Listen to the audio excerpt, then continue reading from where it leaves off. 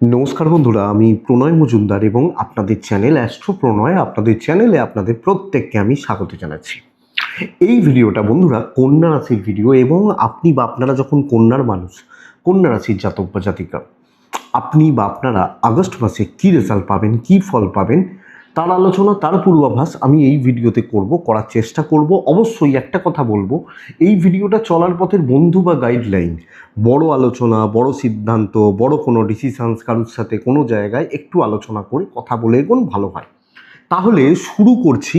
আপনাদের চ্যানেল সাথে থাকুন, রেগুলারলি আপডেটগুলো আসে, ডেসক্রিপশানে ফোন হোয়াটসঅ্যাপ নাম্বার রইল, চাইলে যোগাযোগ রাখতে পারেন।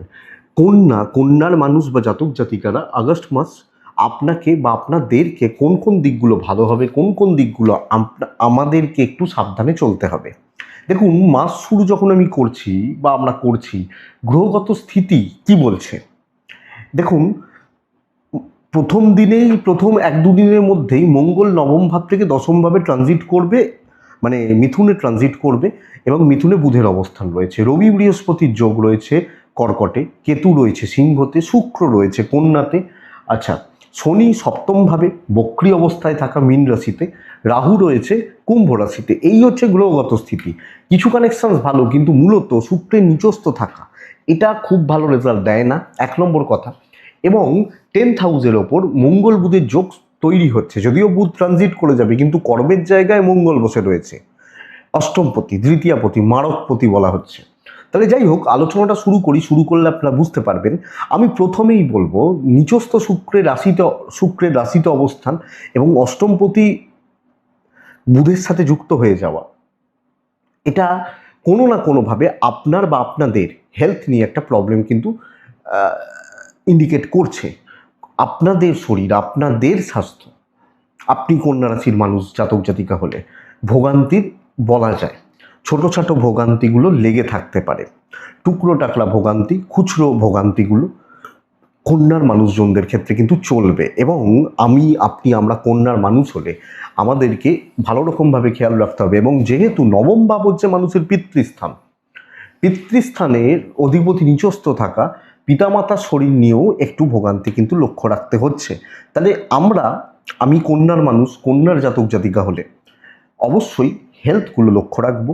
যে বোনরা প্রেগনেন্সি পিরিয়ডের মধ্যে দিয়ে যাচ্ছেন, ডেলিভারির ব্যাপার রয়েছে বা এরকম কিছু রয়েছে, তারা ভালো রেজাল্ট পাবেন। এবং বন্ধুরা, এটা না বললেই নয় যে এই কথাটা বলতেই হবে যে এক্ষেত্রে সন্তানের হেলথ মোটামুটি ভালো থাকছে। এক দুজনের ক্ষেত্রে সন্তান একটু ভুগতে পারে, কিন্তু ওভারঅল সন্তানের হেলথ নিয়ে প্রবলেম হওয়ার কথা নয়।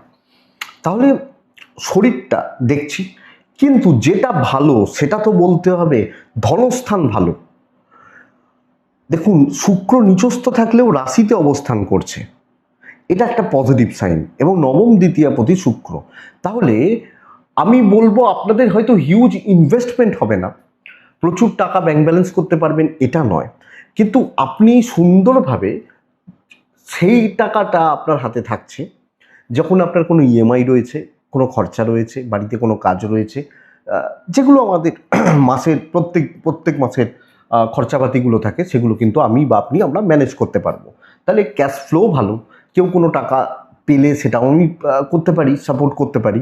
এবং কারোর প্রয়োজনে, আপনার কাছের মানুষ, আত্মীয়, বন্ধু, এদের প্রয়োজনে আপনি এদের পাশেও একটু গিয়ে দাঁড়াতে পারেন।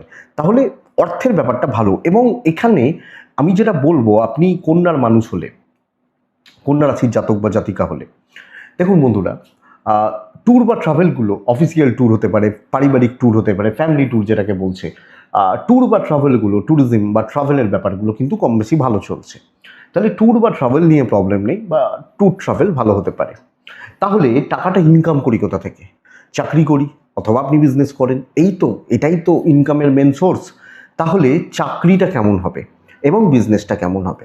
দেখুন, কন্যার জাতিকাদের ক্ষেত্রে আমি যেটা বলছিলাম, যে নবম ভাব থেকে দশম ভাবে মঙ্গল ট্রানজিট করা, ভাগ্যপতি নিচস্থ, তাহলে চাকরি ক্ষেত্র যে বিশাল কিছু ভালো হচ্ছে, মন রাখা কথা বলে লাভ নেই, বিশাল কিছু যে ভালো হচ্ছে তা কিন্তু নয়। দেখুন, দু তিনটে জিনিস বুঝবেন। এক হচ্ছে, প্রচুর পরিশ্রম হতে পারে, কাজের চাপ, কাজের প্রেসার, অফিসের বোঝা, দায়িত্ব প্রচুর পরিমাণে থাকবে, লোকের দায়িত্ব আপনার ঘাড়ে চাপছে, এক নম্বর কথা। যেগুলো আপনার কাজের মধ্যে পড়ে না, যেগুলো আপনার জোনের মধ্যে পড়ে না, সেই চাপগুলো কিন্তু আপনাকে নিতে হবে। তাহলে আমি টোটাল ধরুন 10 টাকার কাজ করি, আমাকে 15 টাকার কাজ করতে হচ্ছে। এটাই কন্যা রাশি আগস্ট, এটা বুঝবেন। তাহলে আপনি যে পালিয়ে যাবেন, কাউকে দিয়ে করাবেন, আপনি ভাবছেন ও আমার খুব ভালো বন্ধু, ও হয়তো আমাকে দরকারে সাপোর্ট করবে, আমার মনে হয় না করবে।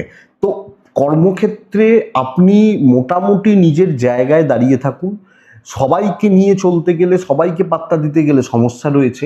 আমি এটা বলতে পারি আপনি কাজটা ভালো করছেন, কিন্তু ওই একটা সবটা আপনার দিকে ঠেলে দেওয়ার একটা প্রবণতা তৈরি হচ্ছে। এটাকে একটু দেখবেন আপনি কন্যার জাতক বা জাতিকা হলে। চেঞ্জেসের সময় নয়। যদি চেঞ্জ করতে চান, জব পরিবর্তন করতে চান, চেঞ্জ করা কিন্তু শক্ত আছে, পরিষ্কার কথা।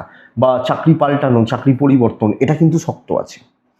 ফ্রেশার্সরা ভালো রেজাল্ট পেতে পারেন, যারা ফ্রেশার্স ভাই বোন রয়েছেন তারা কম বেশি ভালো রেজাল্ট পেতে পারেন, পাবেনও হয়তো।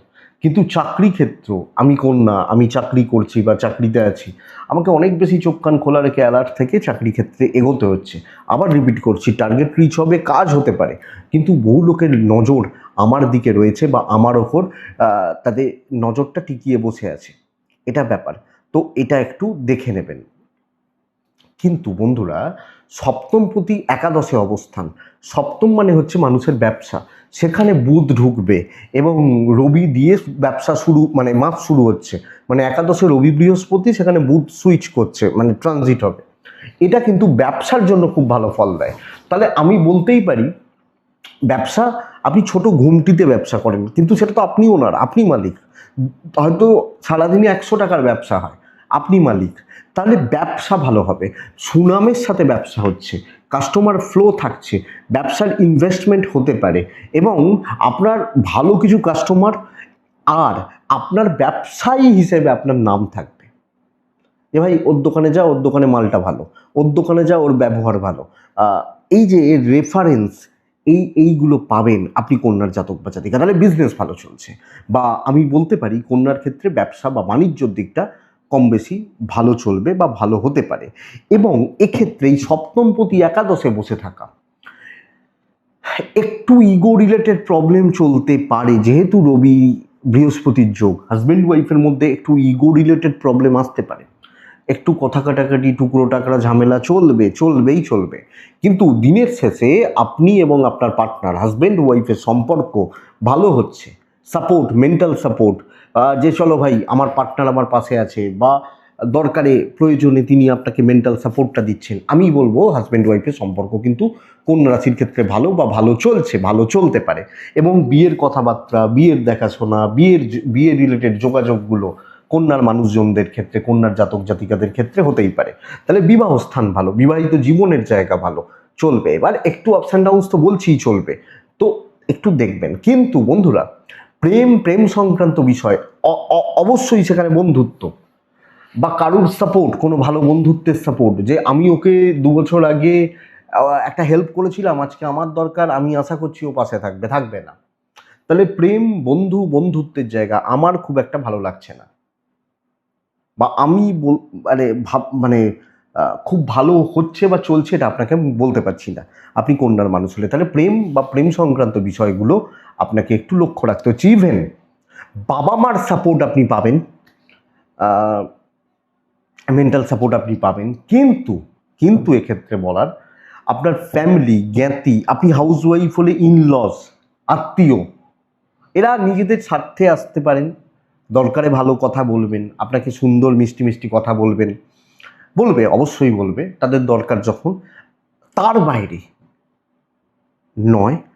এবার দেখুন, আত্মীয় স্বজন, বন্ধু বান্ধবী, একদিন একটু রেস্টুরেন্টে খেতে যাওয়া, এটা তো আলাদা ব্যাপার, কিন্তু তাদের সাথে একটা সুসম্পর্ক, ভালো সম্পর্ক, একটা ভালোবাসার সম্পর্ক আমার কেমন যেন একটু ডিস্টার্ব লাগছে।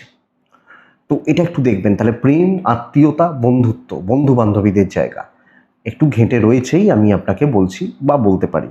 বন্ধুরা দেখুন, আমি এটা বলবো, আইনি জটিলতা, পুলিশি ঝামেলা, লিগাল বা কোর্ট কাছারি, ইভেন আপনার কোনো কেস চলছে, জমি ভূমি জায়গা সংক্রান্ত প্রবলেম, আপনাকে পজিটিভ রেজাল্ট দিচ্ছে।